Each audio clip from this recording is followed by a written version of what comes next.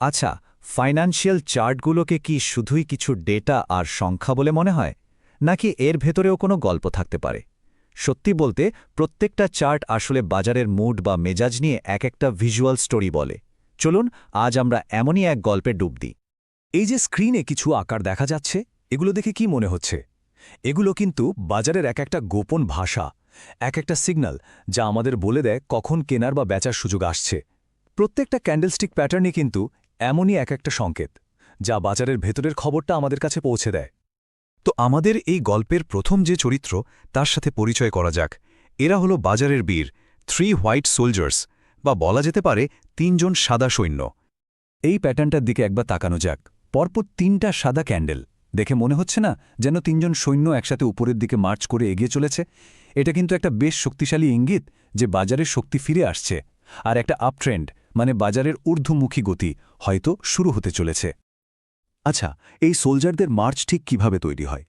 দেখুন, প্রথমে মার্কেট যখন ডাউন ট্রেন্ডে থাকে, মানে দাম যখন পড়তে থাকে, তখন হঠাৎ করে একটা বেশ শক্তিশালী লম্বা সাদা ক্যান্ডেল দেখা যায়। এরপর আরও 2টো সাদা ক্যান্ডেল আসে, আর প্রত্যেকটা আগেরটার চেয়ে ওপরে গিয়ে ক্লোজ হয়। এটা আসলে বাজারের ওপরে ওঠার একটা ধারাবাহিকতা দেখায়, মানে বিনিয়োগকারীদের ভরসাটা একদিনে নয়, বরং ধীরে ধীরে বাড়ছে। তার মানে মূল কথাটা হল 3 হোয়াইট সোলজার্স একটা বুলিশ বা পজিটিভ সিগন্যাল। যখন বাজার পড়তে পড়তে ক্লান্ত, তখন এই প্যাটার্নটা একটা নতুন করে ওঠার সম্ভাবনা দেখায়। সোজা কথায় এটা দেখায় যে ক্রেতারা ধীরে ধীরে বিক্রেতাদের উপর কন্ট্রোল নিয়ে নিচ্ছে। আচ্ছা, গল্পে যেমন হিরো থাকে তেমন ভিলেনও তো থাকে, তাই না? চলুন এবার আমাদের গল্পের ঠিক উল্টো চরিত্র 3 ব্ল্যাক ক্রোজ বা 3টি কালো কাকের সাথে পরিচিত হই। দেখুন, ছবিটা ঠিক আগেরটার উল্টো। পরপর 3টে কালো ক্যান্ডেল দেখে মনে হচ্ছে যেন 3টে কাক আকাশ থেকে সোজা নিচের দিকে নেমে আসছে। এই প্যাটার্নটা কিন্তু বাজারে দুর্বলতা বাড়ার একটা সম্ভাব্য ইঙ্গিত দেয়, মানে বিক্রেতাদের শক্তি বাড়ছে। এই কাকদের নামার ব্যাপারটা কিভাবে হয়? প্রসেসটা ঠিক সোলজারদের উল্টো। মানে বাজার যখন বেশ ভালোভাবেই ওপরে উঠছে, তখন হুট করে একটা লম্বা কালো ক্যান্ডেল তৈরি হয়, আর এরপর আরও 2টো কালো ক্যান্ডেল আসে। প্রত্যেকটাই আগেরটার চেয়ে নিচে গিয়ে শেষ হয়। এটা বাজারের পতনের একটা স্পষ্ট ইঙ্গিত। এর পেছনে সাইকোলজিটা হলো বাজারে হয়তো ভয় বা অনিশ্চয়তা বাড়ছে। তাহলে 3 ব্ল্যাক ক্রোজ আসলে কি? এটা একটা বিয়ারিশ বা নেগেটিভ সিগন্যাল। যখন বাজার বেশ উপরে উঠে গেছে, তখন এই প্যাটার্নটা একটা সম্ভাব্য পতনের কথা বলে।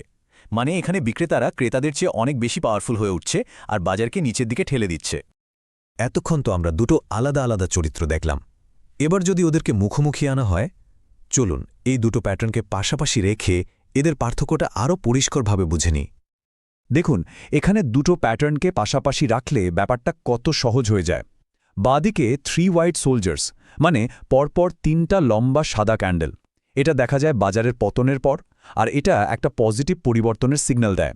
আর ডানদিকে 3 ব্ল্যাক ক্রোজ, 3টা লম্বা কালো ক্যান্ডেল, যা বাজারের উত্থানের পর আসে এবং একটা নেগেটিভ পরিবর্তনের ইঙ্গিত দেয়। একেবারে আয়নার প্রতিবিম্বের মতো, তাই না? চলুন পুরো ছবিটা আরেকবার একসাথে দেখি। একদিকে সোলজারদের জয়ের পতাকা নিয়ে উপরের দিকে মার্চ, আর অন্যদিকে ক্রোধের পতনের বার্তা নিয়ে নিচের দিকে নেমে আসা। এই 2টো প্যাটার্ন আসলে মার্কেটের ক্রেতা আর বিক্রেতাদের মধ্যে যে ক্ষমতার লড়াই চলে, তারই একটা নিখুঁত ভিজুয়াল গল্প। তাহলে এই যে 2টো প্যাটার্ন আমরা দেখলাম, এগুলো থেকে আসল শিক্ষাটা কি? এই সিগন্যালগুলোর মূল অর্থটা কি? চলুন মূল পয়েন্টগুলো একবার ঝালিয়ে নিই। একেবারে সংক্ষেপে বললে 3 হোয়াইট সোলজার্স মানে হল সামনে শক্তি আসার সম্ভাবনা, আর 3 ব্ল্যাক ক্রোজ মানে সামনে দুর্বলতার সম্ভাবনা। কিন্তু সবচেয়ে গুরুত্বপূর্ণ কথাটা হল দুটোই মার্কেটের কন্ট্রোলে একটা সম্ভাব্য পরিবর্তনের দিকেই ইঙ্গিত করে। এগুলো আসলে বাজারের মোমেন্টাম বা গতির পরিবর্তনের এক একটা ভিজুয়াল গল্প। আজ তো আমরা সোলজার আর ক্রোদের গল্পটা জানলাম, কিন্তু একবার ভাবা যায় এই চার্টগুলোর ভাঁজে ভাঁজে এমন আরও কত শত রহস্যময় প্যাটার্ন লুকিয়ে আছে, যেগুলো কেবল সঠিক চোখে পড়লেই ধরা দেয়। পরবর্তী অনুসন্ধানের জন্য এই প্রশ্নটাই না হয় তোলা রইল।